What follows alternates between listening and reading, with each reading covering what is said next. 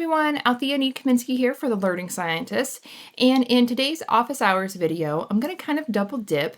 This semester, I'm teaching a course in cognitive psychology where we're looking at cognitive psychology specifically through the lens of critical thinking. So looking at research on how we think to become better thinkers. For the final project, the final presentation in this class, I'm asking students to give me a 5-minute presentation on either a topic that they think deserves more critical thinking or an area of research within cognitive psychology that they would like to learn more about, that they would like to dig deeper into. So for this office hours video, I'll be giving you my 5-minute presentation on why critical thinking is a skill and a skill that you can develop. So something that I think we should be thinking more critically about. So what is critical thinking? There are a lot of different ideas about what critical thinking is. I know that when I thought about critical thinking, probably when I was in like high school or college, I probably thought of critical thinking more of like something that's cold and logical and rational, kind of like Spock, I think is the idea I had in my head. And I thought it is something very divorced from emotion. And I always kind of wondered if I could be a critical thinker if I had such emotional reactions to things. In the book that I'm using, Thought and Knowledge, An Introduction to Critical Thinking by Diane Halpern, I really like her definition of critical thinking, which is that critical thinking is something that is purposeful, reasoned, and goal-directed. And I think those three things, thinking that is purposeful, thinking that is reasoned, and thinking that is goal-directed, really captures everything that critical thinking can be. So that's what critical thinking is, something that's purposeful, it's reasoned, it's goal-directed. What critical thinking is not, kind of by definition then, is it's not something that happens intuitively. It's not your first reaction to things. It's your second or your third reaction. Once you've had time, once you've had a moment to say, wait a second, what is my goal here? What is the purpose of this, right? Once I can kind of reason through things, what are you thinking about? So that's really, that was useful for me to kind of separate my thinking into this, what cognitive psychology we call system 1 versus system 2. There's a difference between your initial reaction to things and the thinking that you do once you've had some time to adjust and sit back and think, and that is what critical thinking is.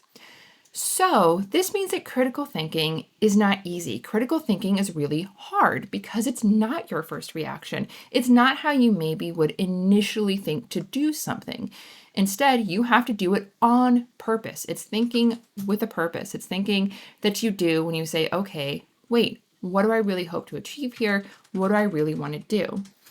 So there are a lot of actually emotional and attitudinal components that go with critical thinking. To be a good critical thinker, you need to be persistent.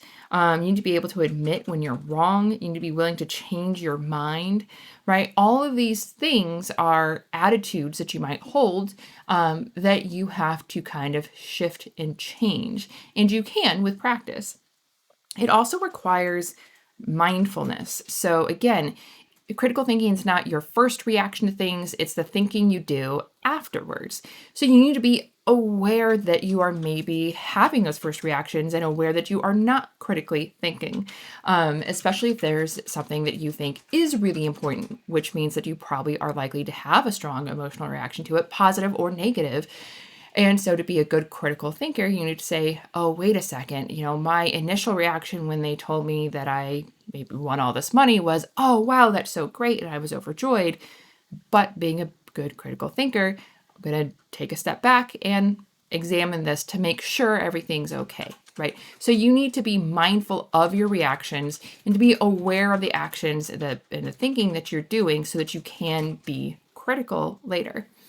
This also requires a great deal of metacognition.